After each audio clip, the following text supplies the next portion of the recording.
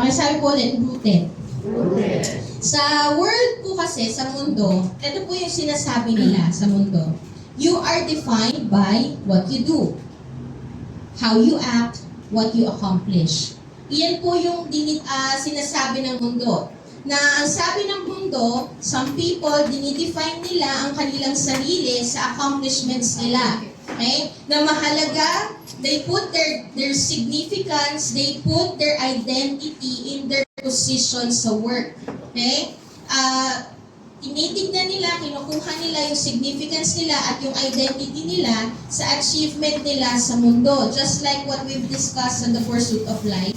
Diba? Dinidiscuss po natin doon na you are not defined by your success, you are not defined by your position in your work, you are not defined by the success in or achievement in this world. Kaya po we continue that series po from the pursuit of life to rooted series.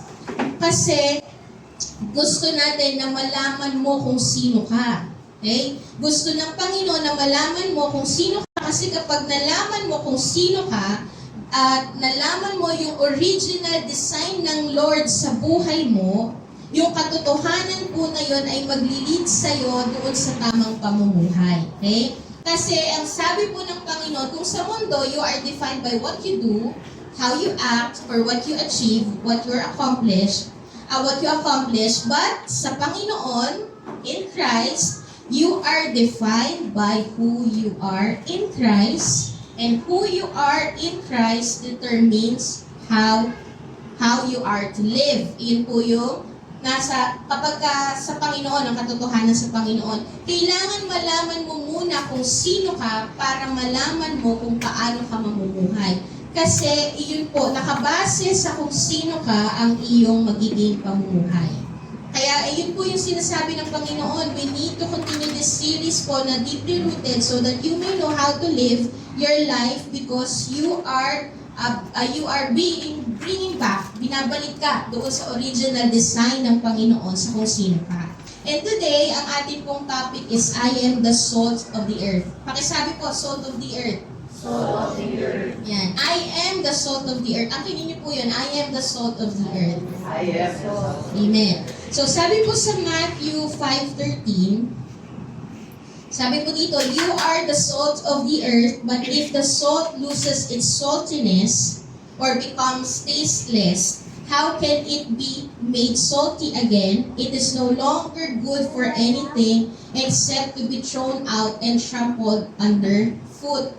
Ang background po nito, bakit po sinasabi ng Panginoon that we are the salt of the earth?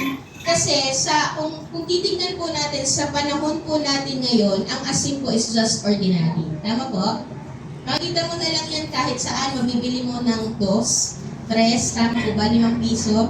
Mabibili mo siya ng mura, but in Jesus' time po, ang asin po ay napakahalaga. Sa panahon po ng Panginoon, napakahalaga po ng asin sa pamumuhay ng mga tao noon. Kasi noong panahon po ni Jesus, ang asin po ay madaming pinagkakagamitan. Marami po, napakahalaga niya, marami siyang pinagkakagamitan. And ang asin po has a high value. Dahil po mataas ang value ng asin, nagagamit po nila ito na pambili ng mga bagay na kailangan nila. Kaya ginagamit po ang asin para makipag-trade, ganon. Dahil sa sobrang taas ng value niya. And tayo po, inihalin tulad po tayo ng Panginoon sa asin. Okay? So you are the salt of the earth. Inahilan tulad po tayo sa asin, hindi dahil maalat tayo. Okay? Hindi, joke lang yun. Pero dahil po, parang kung titignan natin, kahit na we are like ordinary sa mata ng mundo, pero dahil kay Kristo, we can now carry great value. Amen? We now carry great value in the kingdom of God, at dahil tayo ay na kay Kristo na, ang buhay natin ay magiging kagamit-gamit in fulfilling the plans of God. Iyan po yung sinasabi ng Panginoon when He says that you are the salt of the earth, you have a great value at ikaw ay kagamit-gamit sa kingdom ng Panginoon. Kagamit-gamit ka to fulfill the plans of God. Gagamitin ka ng Panginoon para mangyari ang plano ng Diyos sa mundong ito. Okay? So you are the salt of the earth. Pakisabi po, I am the salt of the earth. I am the salt of the earth. So when the Lord says that you are the salt of the earth, sinasabi po ito ng Panginoon sa mga disciples niya. Hindi po ito sinabi ng Panginoon sa mga hindi mananampalataya. Pero ito ay sinabi ng Panginoon sa mga disciples niya that you are the salt of the earth. When He says that you are the salt of the earth, sinasabi po ng Panginoon na magagawa niyong mag-function as salt of the earth because that's who you are. Makakapag-function ka, magfa-function ka as the salt of the earth because that's who you are. Okay? Automatic na ikaw ay magfa-function because that's who you are, built-in sa'yo. Nung na kay Kristo ka na, built-in na sa'yo that you are the salt of the earth.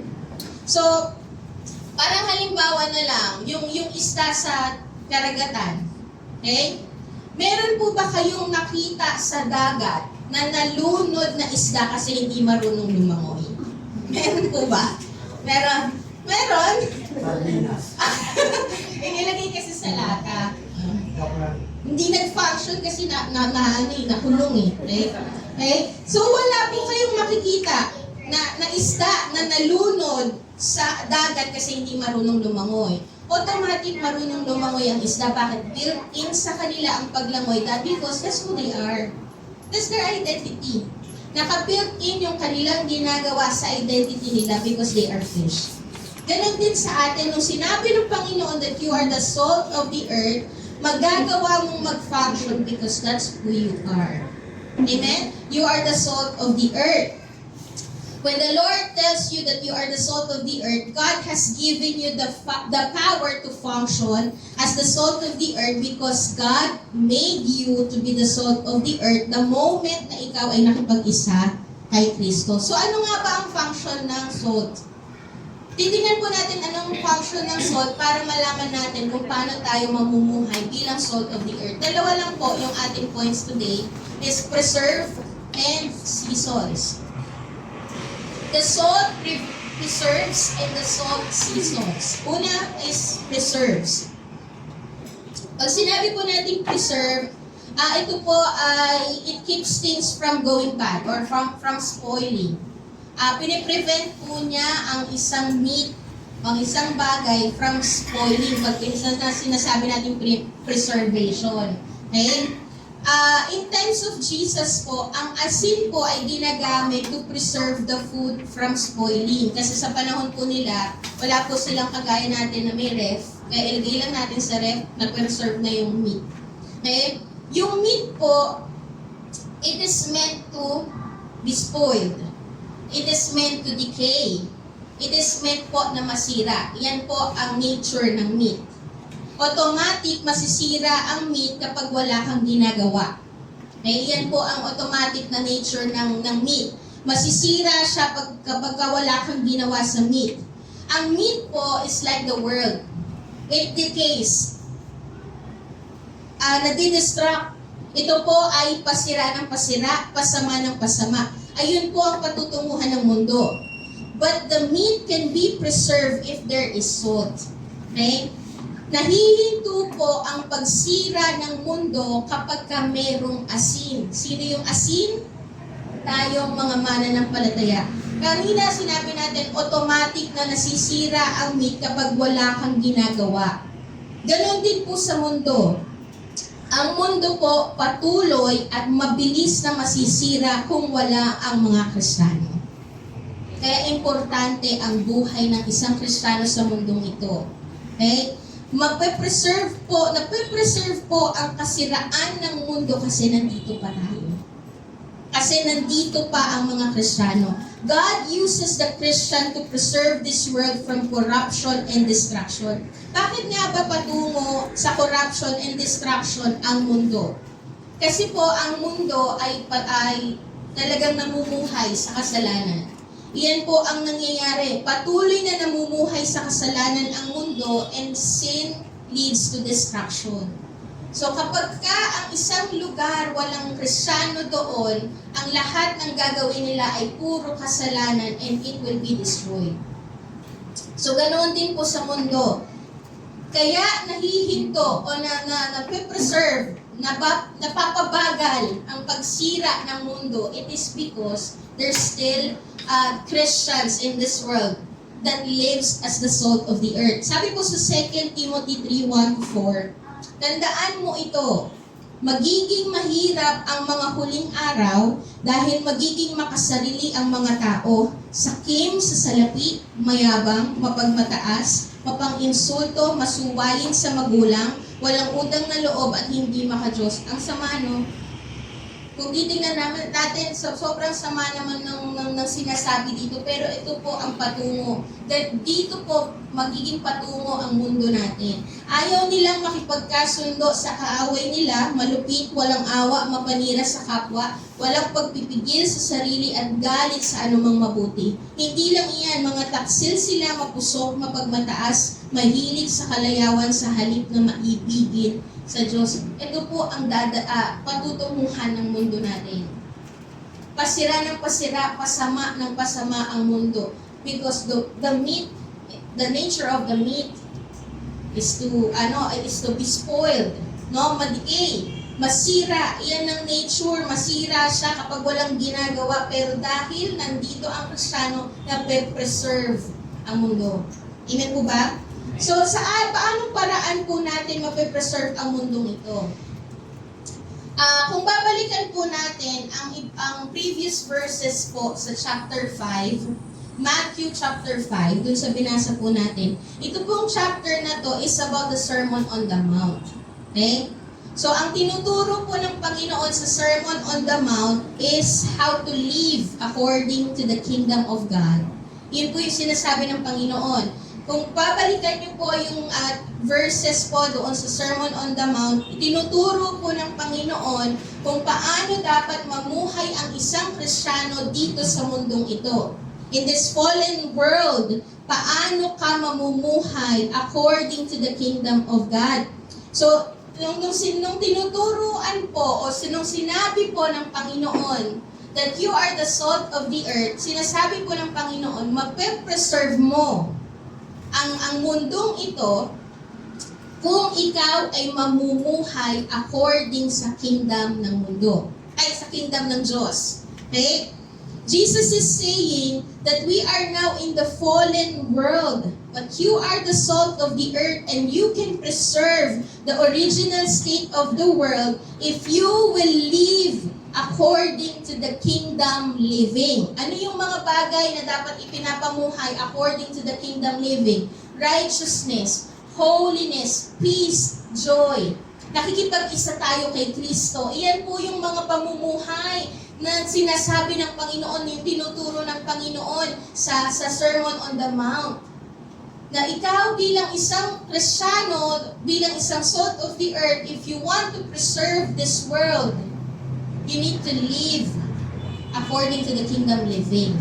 Righteousness, holiness, peace, joy, purity. Kasi ang sabi po sa Romans 14:17, for the kingdom of God is not a matter of eating and drinking, it's not a matter of the physical, but it is a matter of the spiritual. Righteousness, peace, joy in the Holy Spirit.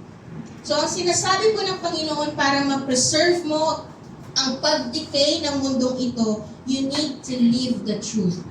Yung ipinag-aralan nyo sa Sermon on the Mount, dapat yan ipamuhay mo so that you will be the salt of the earth. Para ka mag-function as the salt of the earth, para mo ma-preserve ang mundong ito, hindi mo lang natutunan yung Sermon on the Mount, ipamuhay mo yung Sermon on the Mount. Righteousness, holiness, joy, peace, nakikipag-isa, nakikipag-reconcile sa Panginoon. No? You reconcile the people to the Lord. You lead them to have peace with God. Iyon po yung sinasabi. So kailangan mo na ipamuhay. You need to live out the message that I teach you. Iyon yung sinasabi ng Panginoon. If you want to function as the salt of the earth, you need to live out the message that I teach you. Huwag mo lang narinig, ipamuhay mo so that you will function as the salt of the earth.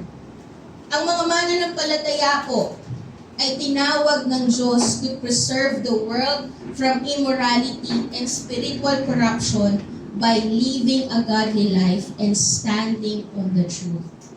Yun po yung nais ng Panginoon. If you are standing on the truth, then you are functioning as the salt of the earth. Nape-preserve mo yung trabaho mo, nape-preserve mo yung pamilya mo if you live out as the salt of the earth, if you function as the salt of the earth. The world will decay kung walang Kristiyano doon sa the world will decay kung walang Kristiyano na namumuhay sa kabanalan at katwiran. Naalala ko po, actually nasabi ko na po ito sa inyo, nung kami po ay nag-Christmas party sa trabaho. Unang Christmas party po namin na marami kami, ang nangyari po noon, merong mga bumili ng alak, ganyan. So, nung time po na nag-Christmas party na kami, nung time na nag-iinuman na sila, hindi po ako sumama, hindi ako nakiupo. Andun na po ako sa kwarto kasi hindi ko nais na magkaroon, mag-stay sa environment, na ang environment ko puro alak. Parang hindi maatim na magtagal ako doon sa ganong environment. Tapos, ang nangyari po noon, hindi ako sumama. Sinabihan nila ako, ang KJ mo naman, tehan. Ganun sila sa akin. Pero ako, ang sa akin, I want to stand on my conviction. Hindi ako iinom. At hindi ako makikisaya habang kayo ay nag-iinuman, makikisaya ako doon sa klase ng ginagawa ninyo.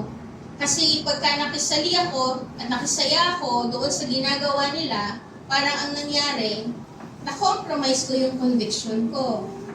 So, ang nangyari po noon, sinagsabi ako, uy, baka pwede sa susunod, huwag na tayong magdala ng alak. Sa Christmas party natin, huwag na tayong magdala ng alak, huwag na kayong mag-inuman, ganyan. Alam niyo po, the following Christmas party po namin, praise God, ang bit-bit po nila, matcha. Hindi na po alak, matcha na. At least healthy, no? So, praise God po kasi na-preserve. When the people of God stand on their conviction, stand on what is the truth, and talagang naipakita kung ano ang katotohanan sa buhay nila, nape-preserve mo po yung mga tao sa paligid mo. Naalala ko din po, isa po sa mga pangyayari din po sa trabaho, pagka po ako, kasi syempre, normal sa kanila yung nagmumura, hindi na ako magsasample. Dahil normal sa kanila yung nagmumura. So kapag ka nandun ako, lagi nilang sinasabi, pagka nagmura sila, ay sorry pastor, ay sorry ate Han. Maganon sila. Tapos minsan pag nagmumura sila, sasabihin ng isa kong kasama, uy ate Han, ito na ako nagmura. So parang nang nangyayari, because you are standing on what is right, they know how to live their lives. Diba? Because you are standing on the truth. You are standing firm on your conviction. Nahahawa mo sila, nahahawahan mo sila sa kung paano dapat mamuhay. Okay? So ganun po, we need to influence them. Because without the influence of God's truth, the world will decay. Kaya po, ini-encourage tayo ng Panginoon to really live as the salt of the earth so that we will preserve this nation, we will preserve this world. And God uses the believers to influence the people by standing and living out the truth. Isang example po, si John Wesley and si George Whitefield. Kilala naman po natin, kilalang evangelist si John Wesley. No? And kasama po niya na nag-evangelize si George Whitefield. Sila po ay founder ng Methodist. And nag-create po sila ng evangelical movement during 18th century. Ito po ay kasagsagan din ng French Revolution. Familiar po kayo sa French Revolution? Ang mga kasama po dyan na matunog sa pandinig natin na pangalan is si Napoleon Bonaparte. Okay? Sa history. So, if you will read po yung French Revolution, ang sinasabi po nila, si Napoleon Bonaparte po ang ginamit para ma-end yung French Revolution. Pero alam niyo po, naniniwala po ako that England was saved from this horrible and bloody revolution because of John Wesley and George Whitefield. Kasi po, ang buhay po nila ay talagang nagpagamit sila sa Panginoon to preach the gospel, to teach the truth of the word of the Lord. And hindi lang po sila basta nagbahagi ng salita ng Panginoon, but they build small groups that really teach the truth of the Lord, yung pamumuhay ng tama. Nagkaroon po sila ng evangelical movement that leads the nation to a revival. Nung panahon po ni John Wesley, nung kasagsagan nung nagkaroon ng national revival sa England, marami pong mga establishments na illegal ang nasara dahil nag-repent sila kasi nakakilala sa Panginoon. So naniniwala po ako na even though sa history, mababasa mo sa Google, yung history ng French Revolution, na sinasabi nila si Napoleon Bonaparte ang naghinto ng French Revolution. Pero naniniwala po ako na pinakaginamit ng Panginoon is si John Wesley and si George Whitefield kasi merong national revival na bago ang buhay ng tao. Because they become the salt of the earth. Many people in England repented of their sins and are saved. There was a widespread of the gospel during John Wesley's life. Bakit po? Kasi naging salt of the earth sila. So because they continue to live as the salt of the earth, na-preserve po nila yung nation nila. Amen? Ang ganda po nung nangyari doon sa buhay po ni John Wesley, kung paano po siya ginamit ng Panginoon.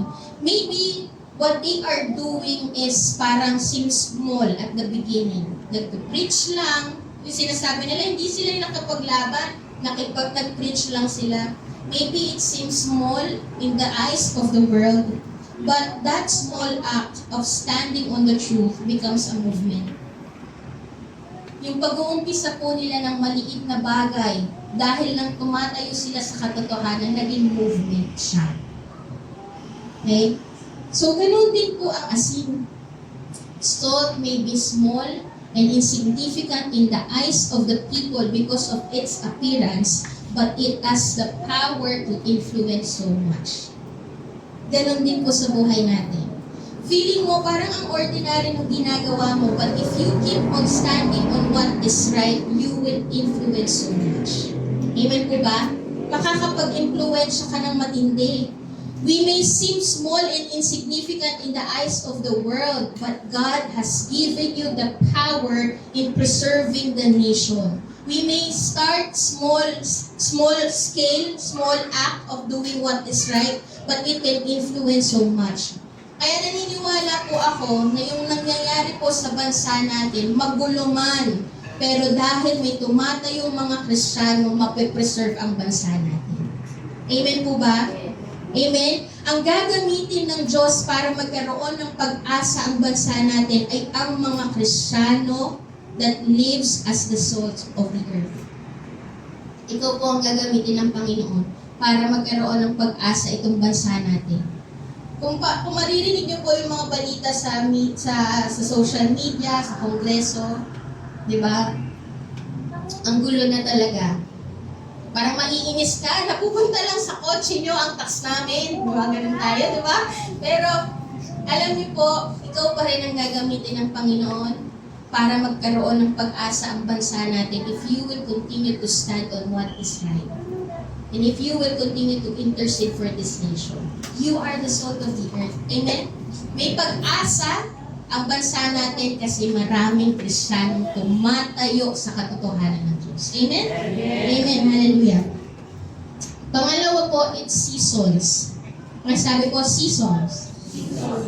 So, pag sinabi natin na ang salt, it seasons, the meat, it gives flavor. Ang asin, it adds taste doon sa food.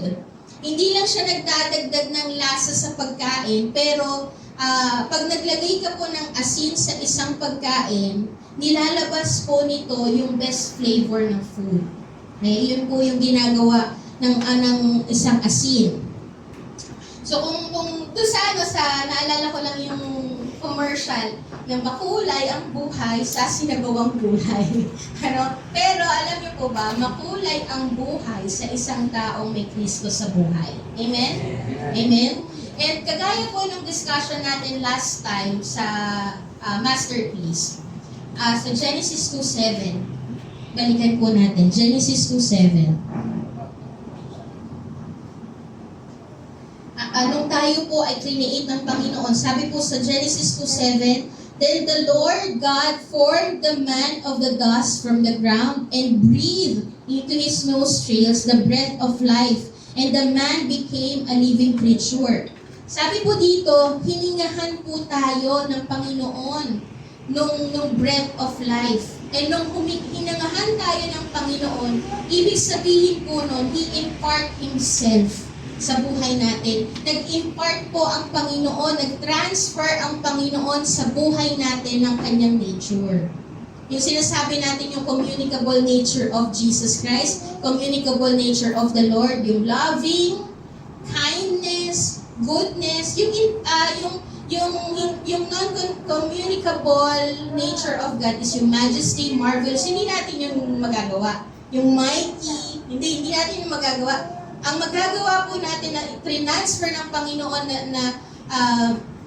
transfer ng Panginoon sa buhay natin is yung mga communicable attributes of Jesus Christ, communicable attributes of God, which is yung loving, love, joy, peace, the evidence of the fruit of the Spirit. Yan po yung mga bagay na maipapamuhay ng isang Kristiyano. So kapag ikaw ay salt of the earth, inilalabas mo po yun, yung communicable attributes of Jesus Christ, communicable attributes of God.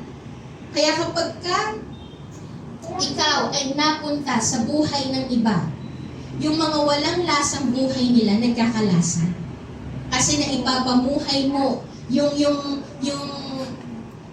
nire-reflect mo yung buhay ni Kristo. You become loving, you become good, no? Na you forgive, you do good, you are being kind. Kasi kapag si Jesus ay pumasok sa buhay mo o sa tahanan natin, ang buhay po ng matabang nagkakaroon ng lasa. So if you are the salt of the earth, ganun din sa buhay natin. Ang buhay ng ibang tao na matabang ay nagkakaroon ng lasa. Yung hopeless, nagkakaroon ng pag-asa. Yung lifeless, nagkakaroon ng buhay. Sabi nga po sa Psalms, "Taste and see that the Lord is good. Blessed is the man who takes refuge in Him." So, hindi po magiging matabang ang buhay mo, kundi ang buhay mo ay pinagpala kapag naranasan mo ang kabutihan ng Diyos. Pag sinabi po natin that you are the salt of the earth and you season the people's lives, hinahawahan mo ang ibang tao ng magagandang bagay. Okay? Yung buhay mo ay ginagamit ng Diyos para maipakita ang kabutihan ng Diyos at ng pag-ibig ng Diyos. Kanina sinabi natin na ang asin, nilalabas po niyan yung best flavor ng pagkain. Ganon din sa buhay natin. Kapag nandoon ka, kapag may nadikit sa'yo, inilalabas mo yung best version ng ibang tao. Kapag nadikit sila sa'yo dahil si Kristo ay nasa'yo, na ilalabas sa kanila yung best version nila. Ibig sabihin, you are an encourager. You are a pusher. Eh? Diba ang pusher? Yung talagang, lagay na natin sa pag-push ng drugs. Diba talagang, oy, gumamit ka nito. Ipipilit nila, gumamit ka nito. Lahat ng community, gumamit na dahil sa isang pusher. Tama? Tama ba? Ang bakit ng example ko, no? Pero, sa atin po, bilang salt of the earth, ikaw ay pusher. Lahat ng tao sa paligid mo, na-push na mahalin si Lord. Na-push na gawin ang nais ng Panginoon. Pusher ka. Para sabi sa katabi, pusher ka. Pusher ka ng pagbabago nila. Pero sa magandang bagay, pusher ka ng pagbabago nila. Pagka may isang pusher doon, mababago ang paligid. Tama po? So, ang mga Kristiyano ay pusher sila para mamuhay ng matuwid ang ibang tao. Amen? Ganyan po ang function ng isang salt of the earth. Pusher ka ng iba para malakaran nila ang kalooban ng Diyos. Pusher ka pala. Encourager ka pala. Ang buhay mo dapat pag nandoon ka, nababago ang paligid mo. Amen? Amen? Gumaganda ang paligid mo. Kasi nga, paganda ng paganda ang ginagawa ng Diyos sa buhay mo, pabago ng pabago ang ginagawa ng Diyos sa buhay mo. So dapat, kung nandoon ka, pabago din ang pabago ang nasa paligid mo. Amen po ba? Kasi nai-impluwensyahan mo sila patungo doon sa nais ng Panginoon. God uses your life to stir up the spirit of people. Kapag ka nandoon ng isang Kristiyano, ini-stir up nila yung spirit ng isang tao. God uses your life to encourage the people to build them up. Ibig sabihin po, yung init mo must be like a wildfire na nakakahawa. Ganun po ba ang buhay natin? Bilang isang Kristiyano, marami ka na bang nahawa? Tanungin po natin ang ating sarili. Am I living as salt of the earth kasi marami nang nahahawa sa akin? Yung init ko ba is like a wildfire na nahahawa ang iba? Na kapag nandun ako, nag-iinit din sila sa Panginoon.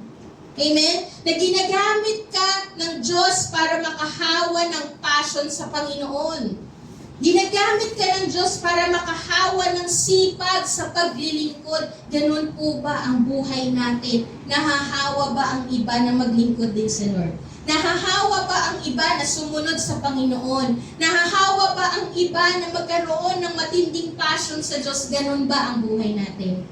If you are salt of the earth, nakakahawa ka dapat. Amen? Pakitingnan nga po yung katabi, nakakahawa ba yan? Nakakahawa ba yan ng init? Amen? Nakakaawa, hindi. Nakakahawa, syempre. Hindi nakakaawa.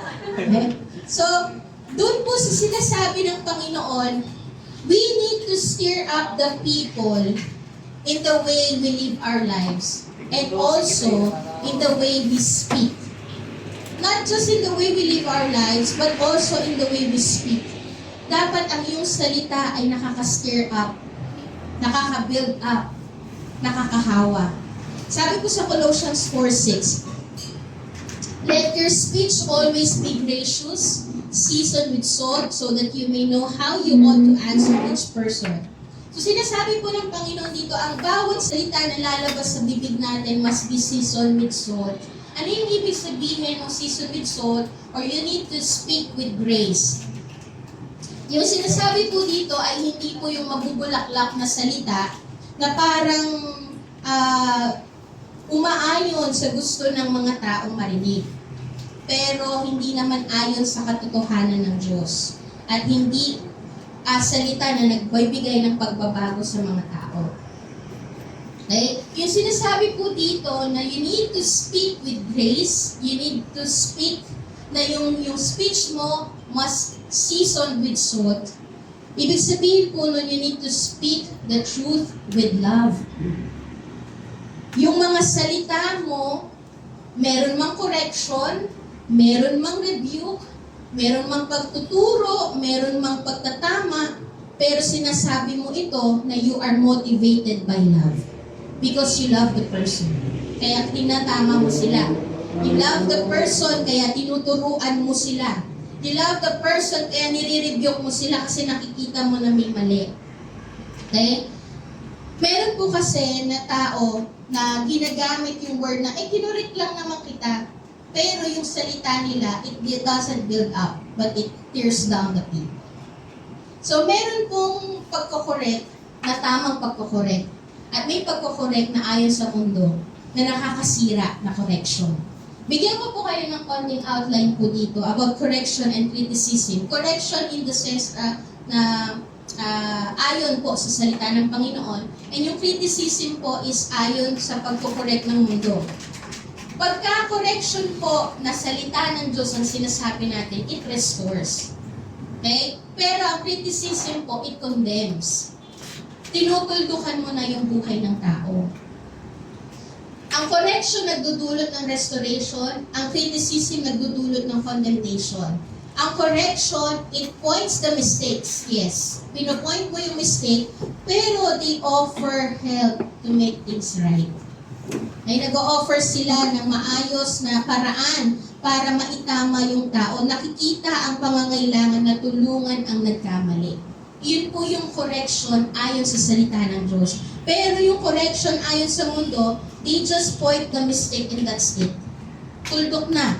Tinuldukan na, tinapos na lang, natatapos na lang na makita ang pagkakamali. Ang correction ayon sa salita ng Diyos, may understanding and humility. Habang kinokorek po nila, ang motivation nila is love. Kaya meron silang understanding, inuunawa nila, meron silang kababaang loob. Sabi po sa 2 Timothy, sa 2 Timothy 2:25, hindi ko po yung nalagay dyan. Sabi po sa 2 Timothy 2:25, correcting his opponents with gentleness. If you will correct, you need to be gentle. Pag sinabi natin gentle, may kakalmahan, may kababaang loob. God may perhaps grant them repentance leading to a knowledge of the truth. Ang correction po na galing sa salita ng Panginoon o ang correction na ayon sa katotohanan ng Diyos, ito po ay may kababaang loob, may kahinahunan, magdadala sa restoration, magdadala sa kanila sa repentance, magdadala sa kanila sa katotohanan, sa pamumuhay ng tama. Pero ang criticism po, may pride yan. Pag sinabi natin may pride, nagpipinpoint lang sila ng mali just to feel that they are better than the person na nagkamali. Nakita niyo po yung difference. Ang gusto po ng Panginoon, you need to season your speech with salt. To speak with grace. Okay? Na huwag natin ipinpoint lang yung mali, pero dalhin natin sila doon sa pagbabago. Ang sabi po sa Ephesians 4:29, do not let any unwholesome talk come out of your mouths, but only what is helpful for building others up according to their needs, that it may benefit those who listen. Our speech po can do so much harm. Iyon po yung sabi sa salita ng Diyos sa James 3. Na maliit ang dila po natin, pero kayang makasugat ng puso at makasira ng buhay. Kaya you need to be careful with your words because it can bring life or death. You need to be careful. Ang sabi po ng Panginoon, kung magsalita tayo na nakakatulong sa paglago ng tao, na makakatulong doon sa bagay na mag-stir up ng kanilang spirit, mag-build up ng kanilang buhay, because your words can bring blessing or can bring curse. So, ang sinasabi po ng Panginoon, kung nabago ang iyong puso, mababago ang iyong salita. Because your words reflects the condition of your heart. Ito yung mouthpiece, or ito yung speaker ng puso natin. Kaya kung nabago ang ating puso, mababago ang ating salita. Kaya I am praying, sabi din dito, unwholesome talk, part po dito yung nagsasabi ka ng mga bad words. May mga sinasabi, yung bad words is expression lang naman. Expression lang naman yun, hindi. Kung nabago ang puso mo, mababago ang salita mo, you will not speak bad words. Hindi ka na magmumura. Kahit galit ka, hindi ka magmumura. Galit na galit ako, God bless. Di ba?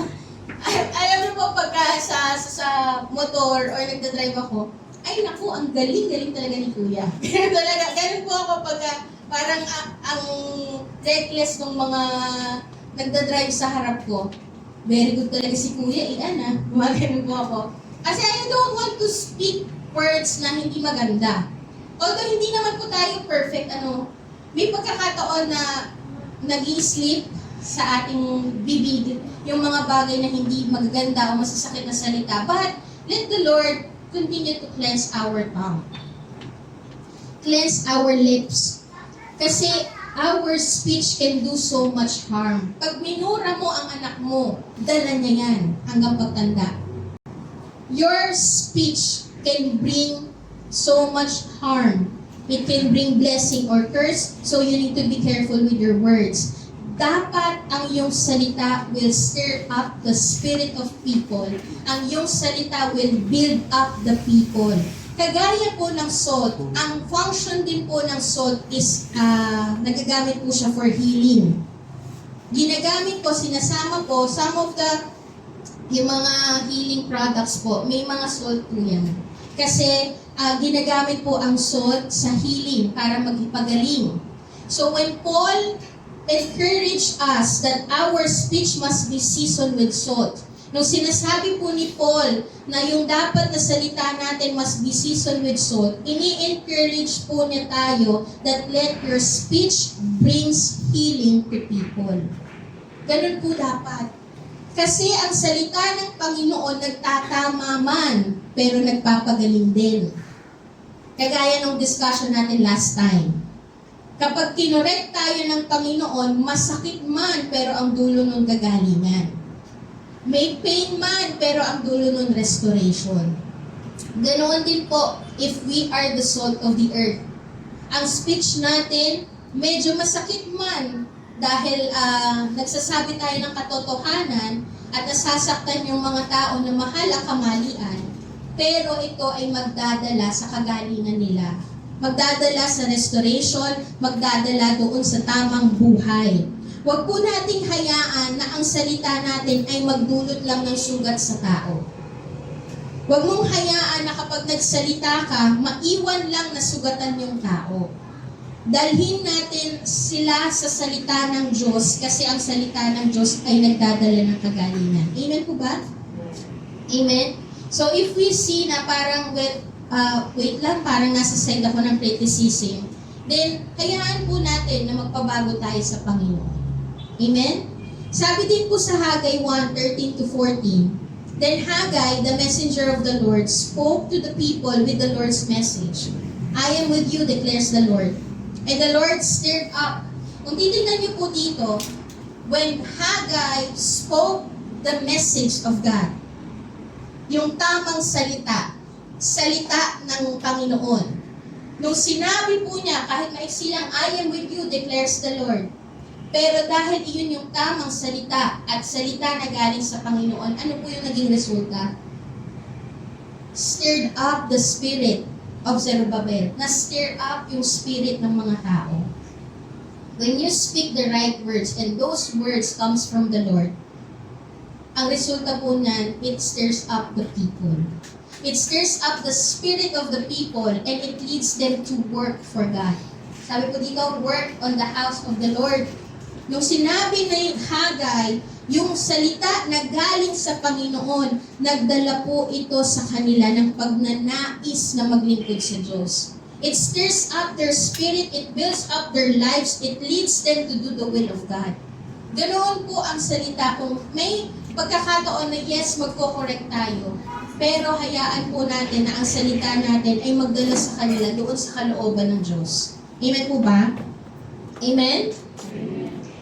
Pwede ko po bang tawagan ng worship team?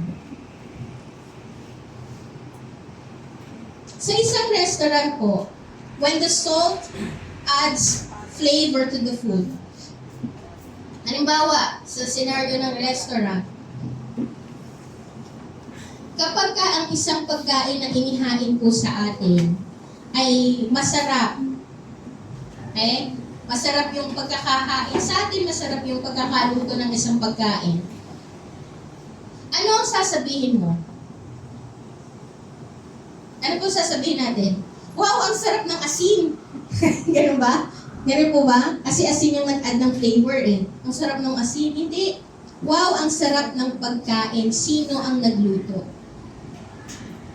Pagka po tayo nag-a-add ng flavor sa buhay ng tao, hindi para ma-attract sila sa buhay natin, kundi para ma-attract sila para kilalanin si Lord. Sa buhay natin,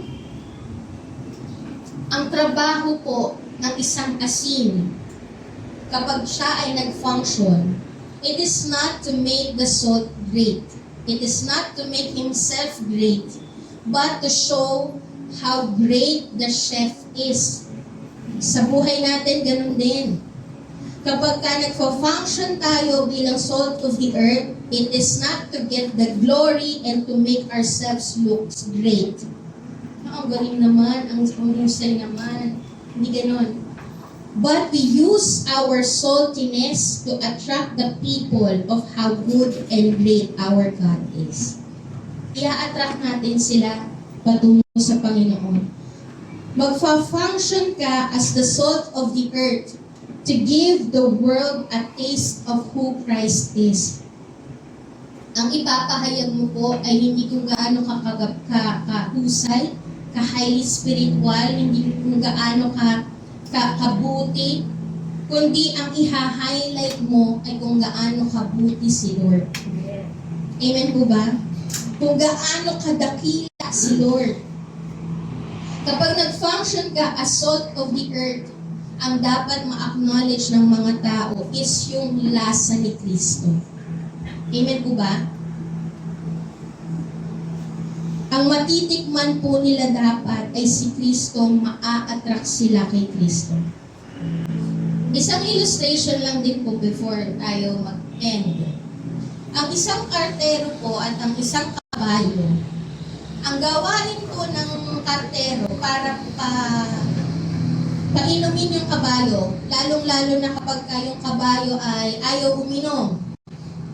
Ang ginagawa po ng kartero, nilalagyan po niya ng asin yung dila. Kasi yung asin po, yung nagbibigay ng uhaw. Pag nilagyan po ng kartero yung kabayo ng asin sa dila, naglalagay po yan ng uhaw doon sa kabayo. So, ganun din po sa buhay natin bilang isang Kristiyano. Ang buhay mo ay dapat nagdadala ng uhaw sa ibang tao, patungo kay Kristo. We as Christians are to make others thirsty for the living water. Ang buhay natin ay dapat, kung namumuhay tayo as salt of the earth, dapat nakikita at nadadala natin ang ibang tao na mauhaw sa Panginoong Hesus. Nahahawa sila ng uhaw, ng pagkauhaw sa Panginoon. Amen po ba? Now, ang question po dito, sa last slide po natin. Kapag ba nakita nila ang buhay mo, mauuhaw ba sila na maranasan din si Kristo? Ayun po yung pwede nating itanong sa atin as we leave this place. Kapag ba nakita nila yung buhay ko, kapag ba narinig nila ako on how I speak the Word of God, on how I speak, on how I live, nauuhaw ba sila? Ninanaisin ba nila na maranasan din si Lord?